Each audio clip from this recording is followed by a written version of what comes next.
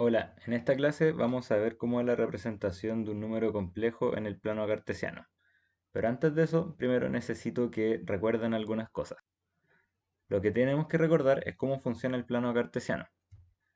Ustedes habían trabajado con un plano cartesiano de esta forma, donde tenemos el eje de las abscisas, que corresponde al eje horizontal, que por lo general tiene la X. Tenemos el eje ordenado, que sería el eje vertical, que representa la Y. Y para efectos de esta presentación, el eje de las abscisas, es decir, el eje horizontal, va a estar con rojo y el eje ordenado va a estar con azul. En el eje de las abscisas, el positivo está a la derecha y el negativo está a la izquierda, y en el eje ordenado, el positivo está arriba y el negativo está abajo. Entonces, por ejemplo, si es que nosotros tenemos un punto X, Y, sería el X en el eje horizontal y el Y en el perdón, el X en el horizontal y el Y en el vertical. Ahora veamos cómo sería la representación de un número complejo como vector. Supongamos que nosotros tenemos el Z, que sería A más BI. Primero tenemos que identificar cuál es la parte real, en este caso sería la A. Cuál es la parte imaginaria, que en este caso sería la B.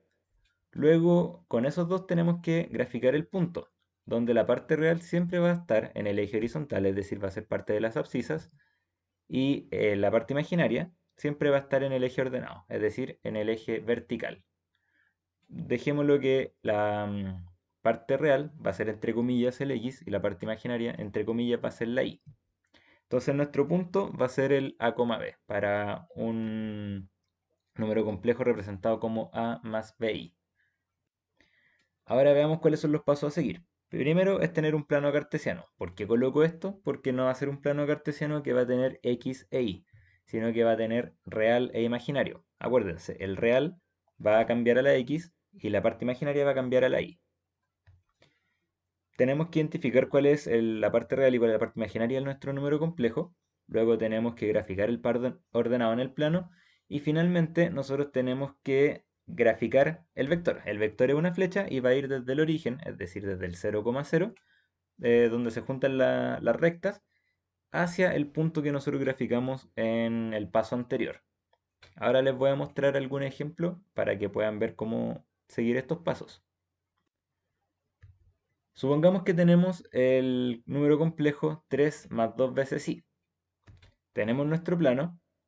Ahora tenemos que identificar cuál es la parte real. En este caso sería 3. La parte imaginaria sería 2. En conjunto, ellos van a formar nuestro punto, que va a ser 3,2. Acuérdense, parte real, parte imaginaria. Ahora tenemos que graficar ese punto. En este caso tenemos que el real es 3, por lo tanto en el eje horizontal vamos a avanzar hasta la posición 3. En el eje vertical tenemos 2, por lo tanto vamos a avanzar 2. Juntamos esos puntos y ahí tenemos nuestro punto, el punto 3,2. Ahora el último paso era graficar la recta, que vendría a ser nuestra flecha, nuestro vector, que sería esa de ahí. Ahora veamos cómo quedaría otro ejemplo. Tenemos el vector z2 igual a menos 2 menos i. Tenemos el gráfico, identificamos cuál es la parte real que corresponde a menos 2, identificamos cuál es la parte imaginaria que corresponde a menos 1, y entre ellos dos van a formar el punto, menos 2, menos 1. Ahora tenemos que ubicarlo en el gráfico. Ahí está el punto. Ahora finalmente tenemos que dibujar el vector que va a ir desde el origen hacia el punto.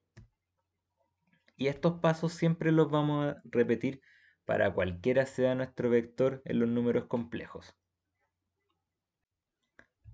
Ahora les dejo algunos ejercicios para que ustedes practiquen. Pueden pausar el video antes de que les muestre la solución.